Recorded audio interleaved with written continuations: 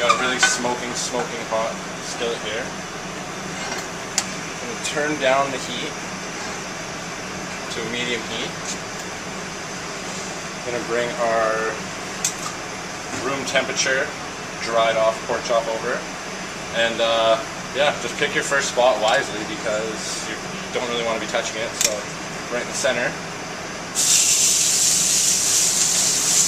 we're just going to let it hang out for a minute.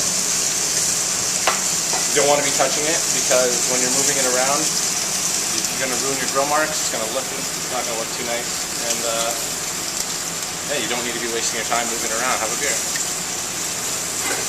Check on your applesauce. Start moving around.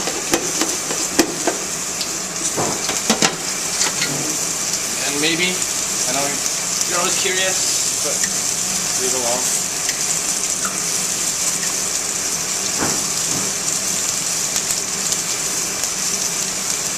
Alright. Let's go a moment of truth here. Oh yeah, we're starting to get a couple marks there. We're going to give it a quarter turn.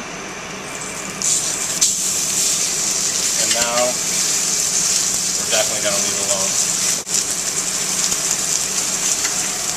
Then we're going to give it a quick peek. Oh, give that a little while.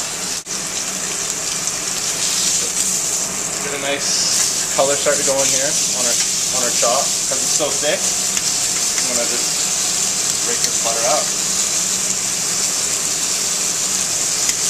And finish it in the oven at around 400 degrees.